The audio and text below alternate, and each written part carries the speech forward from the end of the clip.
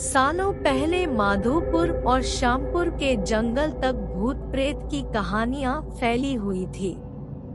पास के ही गांव के लोग इन्हीं जंगलों में अपने जानवर चराते थे, लेकिन भूत के डर से शाम होने से पहले लौट जाते थे। एक दिन राजीव भी उसी जंगल में अपनी बकरियों के लिए घास लेने के लिए गया था। अक्सर काम से जी चुराने वाला राजीव मजदूरी में जंगल आया था, इसलिए उसका मन घास काटने का बिल्कुल भी नहीं था। जंगल में आसपास उसने देखा कि घास नहीं है, क्योंकि सारी गायत्री घास खा गई थी।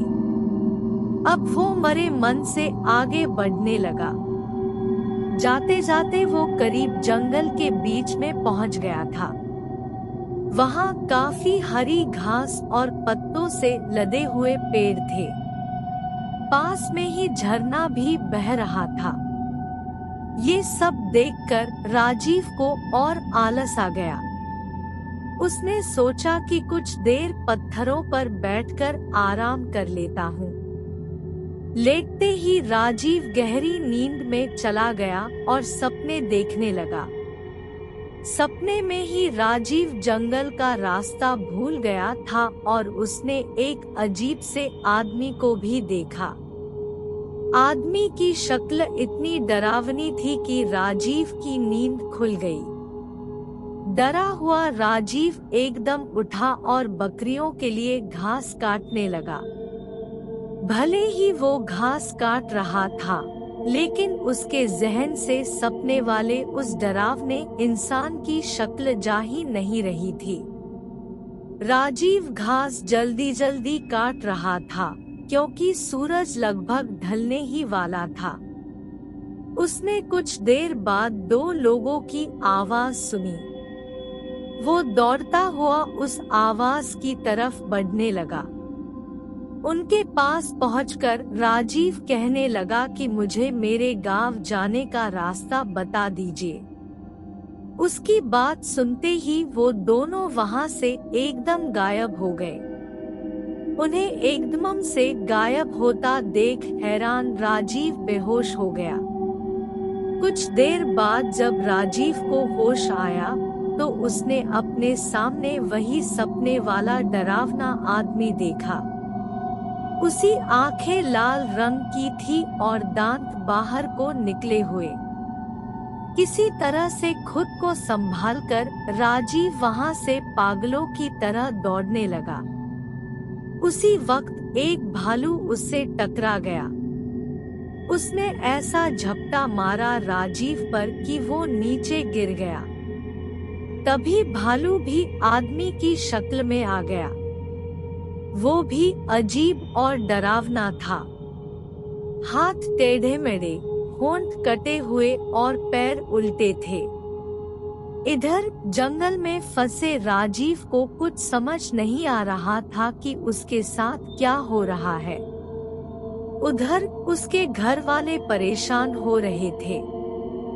रात के 10 बज चुके थे, लेकिन राजीव घर नहीं लौटा था। उसका भाई उसे ढूंढने के लिए जंगल की तरफ निकल गया। राजीव का भाई एक पैर से ठीक से चल नहीं पाता था, इसलिए मदद के लिए उसके माता पिता के साथ ही गांव के कुछ लोग भी निकल पड़े। जंगल पहुंचने के बाद सबने राजीव के भाई और मां को जंगल के बाहर के हिस्से में ही रुकने के लिए कहा और खुद टॉर्च और कुछ हथियार लेकर अंदर चले गए। करीब 3 से 4 घंटे तक सबने जंगल के चारों ओर उसे ढूंढा, लेकिन वो कहीं नहीं मिला। बस अब जंगल का अंदरूनी और घना हिस्सा ही बचा था। रात के 4 बज रहे थे, इसलिए सबने सुबह होने का इंतजार करने का फैसला लिया और कुछ देर जंगल में ही बैठ गए। सुबह होते ही सब आगे बढ़े और राजीव की तलाश शुरू की, लेकिन वो कहीं भी नहीं मिला। सब थक हार कर अपने अपने घर लौट आए। राजीव किसी एक कोने में भूख प्यास से तड़पता हुआ पड़ा था।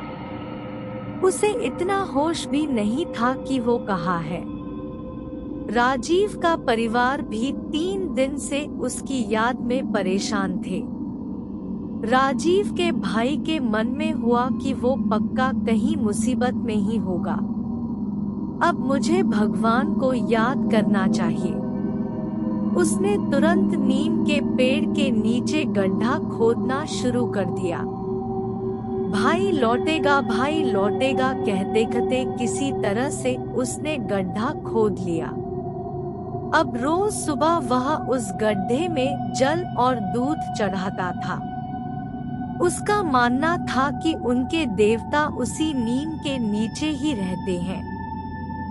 वो रोज सुबह उसी पेड़ के पास बैठ जाता और उसे कोई भी उठाने के लिए आता तो उसे धक्का मार देता था। नीम के पेड़ के नीचे बैठकर राजीव का भाई बस यही कहता था कि मेरा भाई आएगा, उसे मेरे भगवान लेकर आएंगे। राजीव के न मिलने और उसके बड़े भाई की ऐसी हालत देखकर गांव वालों ने एक भगत को बुलाया। उन्होंने कुछ देर ध्यान लगाकर सबको बताया कि राजीव जिंदा है और वो कल घर आ जाएगा। उसकी मदद करने के लिए खुद भगवान जा रहे हैं। कुछ दिनों बाद राजीव किसी की साइकिल में बैठकर घर सही सलामत लौट कर आ गया।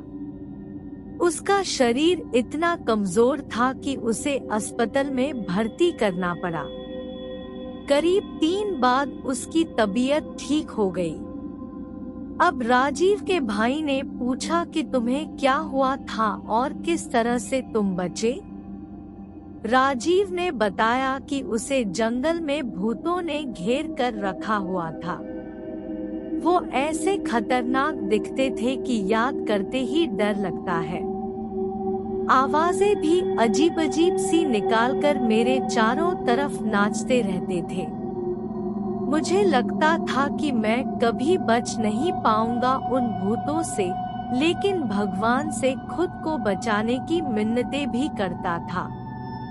तभी ऐसा लगा मानो भगवान ने उसकी पुकार सुन ली हो। उस दिन घोड़े के पैरों की आहट और उसके हिनहिनाने की आवाज आई। सभी भूत ये सुनकर शांत हो गए। घोड़े पर एक आदमी भी सवार था।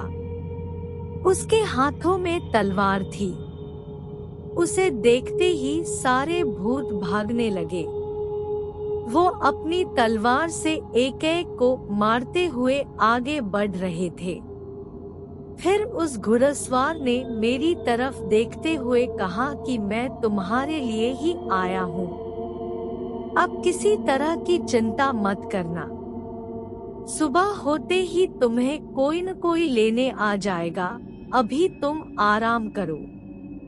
राजीव ने आगे कहा कि उनकी इतनी बात से ही दिल को सुकून मिल गया था। वहां से सारे भूत भी भाग चुके थे, इसलिए मैं बिना किसी डर के सो गया। सुबह जैसे ही मेरी आँख खुली तो वहां एक साइकिल वाला इंसान था। उसने मेरी तरफ हाथ बढ़ाकर कहा कि तुम्हारा घर कहाँ है, बता दो, मैं तुम्हें वहां पहुंचा दूंगा। उसके बाद वो मुझे घर ले आया। दोस्तों, कैसी लगी कहानी कमेंट जरूर करें।